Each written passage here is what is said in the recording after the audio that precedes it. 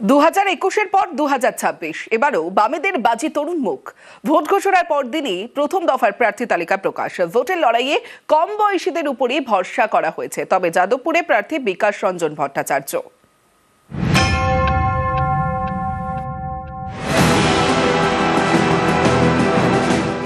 রবিবার বঙ্গে বিধানসভা ভোট ঘোষণা,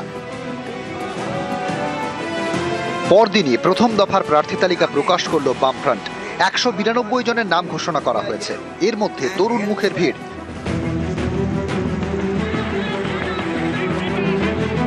মীনাক্ষী গতবার লড়েছিলেন নন্দীগ্রাম থেকে, এবার উত্তরপাড়ার প্রার্থী মীনাক্ষী। উত্তরপাড়া গোটা পশ্চিমবঙ্গকে পথ দেখাবে। নির্বাচন আমাদের কাছে একটি বড় রাজনৈতিক লড়াই। এই গোটা পার্টি দেখছেন, গোটা পার্টি সারা বছর মানুষের রুটির সাথে এই লড়াইটা প্রতিদিন লড়ছে মাটিতে থেকে। দমদমে বাম প্রার্থী ময়ূখ বিশ্বাস, দমদম উত্তরে দীপশিতা ধর।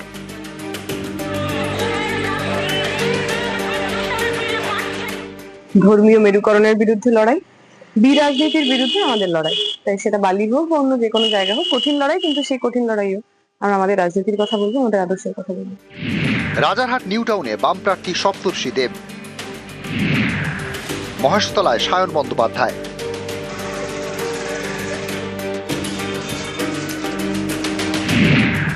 বড়নগরে সায়নদীপ মিত্র, নোয়াপাড়ায় গার্গী চট্টোপাধ্যায়,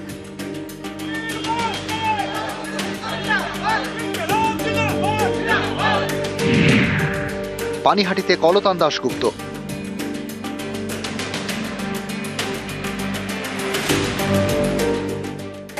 বামপন্থী রাজনীতি অতীতেও এইভাবেই ইয়ং লোকেদেরকে সামনে নিয়ে এসে যারা সিনিয়র ছিলেন তারা তাদেরকে রাস্তার লড়াই চিনিয়েছেন। আমরাও এখন সেই কাজ করছি। বিধানসভার ভেতরে বাজেট অধিবেশনে যদি ধর্ম, জাত ইত্যাদি নিয়ে চর্চা হয়, তাহলে মানুষের কাজ কোথায়, কৃষকের ফসলের দাম কোথায়, পরিযায়ী শ্রমিকদের যন্ত্রণা, এইসব নিয়ে আলোচনা কখন হবে?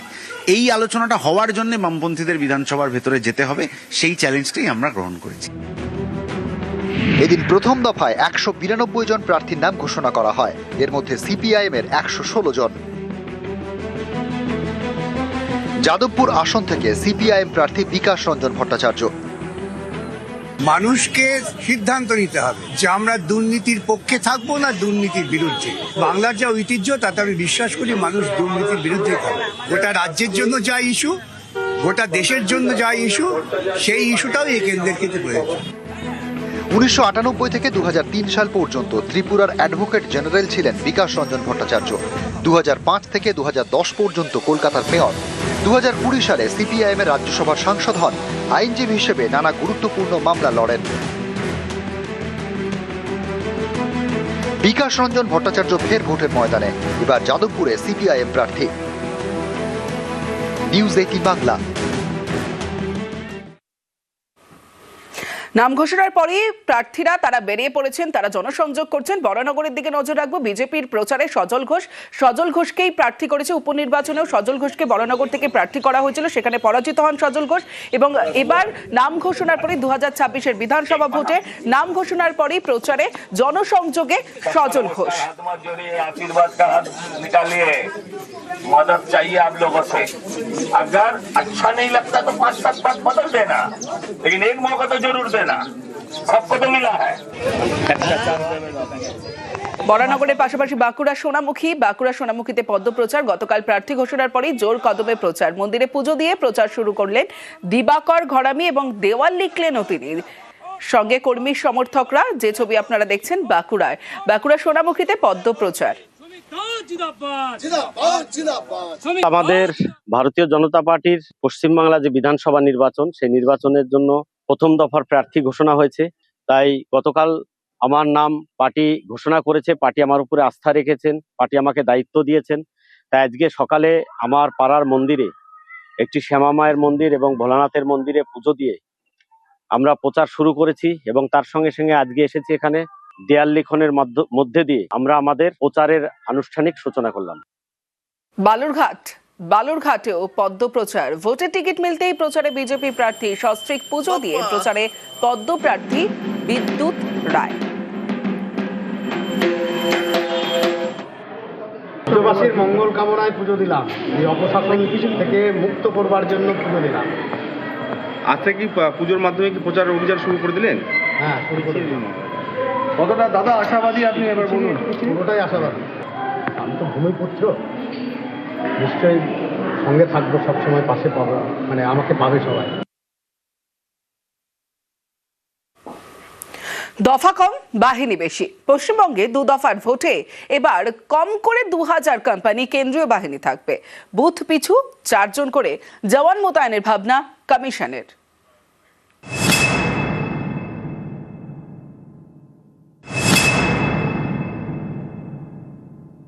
বাংলার বিরুদ্ধে যুদ্ধ ঘোষণা করতে চাইছে, 250-র বেশি আসন পেয়ে জিতবো।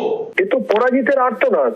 বাঙালি তৃণমূলের সঙ্গে আর নেই, বাঙালি জিতবে, বিজেপি জিতবে।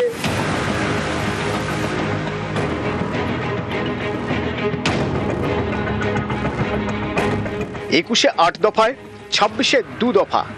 বাংলা এবার 2 দফায় ভোট। দফা কমিয়ে বাহিনী বাড়ানোর জোর দিয়েছে নির্বাচন কমিশন। 2 দফা ভোটে অন্তত 2000 কোম্পানি বাহিনী মোতায়েন করা হবে, অর্থাৎ বাংলার ভোটে এবার প্রায় 2 লক্ষ কেন্দ্রীয় বাহিনী। প্রথম এবং দ্বিতীয় 2 দফাতেই 2000 কোম্পানি করে বাহিনী থাকবে। কমিশন চায় প্রতি বুথে 4 জন জওয়ান মোতায়েন করতে। ডিএম আর এসপি রেসপন্সিবিলিটি থাকবে ওনার এরিয়ার মধ্যে কোন সিএপিএফ যে আছে কম্প্রোমাইজ হবে না।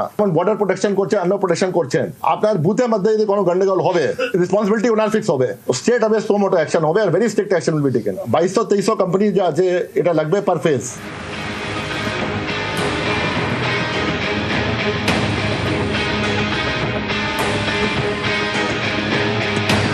সাধারণত ভোট ঘোষণার পরে রাজ্যে কেন্দ্রীয় বাহিনী আসে। এবার ভোট ঘোষণার আগে 480 কোম্পানি বাহিনী এ রাজ্যে আসে।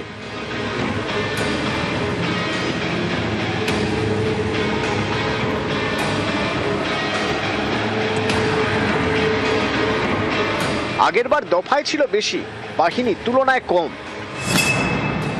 2021 সালের বিধানসভা ভোট হয়েছিল 8 দফায়, বাহিনী প্রায় 1000 কোম্পানি। 2024-এর লোকসভা ভোট হয় 7 দফায়, সেবার কেন্দ্রীয় বাহিনী ছিল 920 কোম্পানি। এবার 2 দফায় ভোট, কেন্দ্রীয় বাহিনী 2000 কোম্পানি।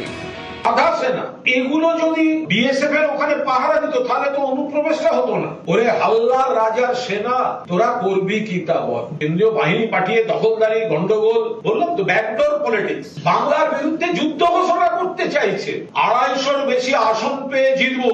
এ তো পরাজিতের আর্তনাদ। ভোট হবার আগেই তৃণমূল বুঝে গেছে যে বাঙালি তৃণমূলের সঙ্গে আর নেই, বাঙালি জিতবে, বিজেপি জিতবে। প্রথম বাঙালি জনতার সরকার প্রতিষ্ঠিত হতে চলেছে। এবারে নজিরবিহীনভাবে রাজ্যে 2000 কোম্পানির বেশি কেন্দ্রীয় বাহিনী মোতায়েন করা হচ্ছে।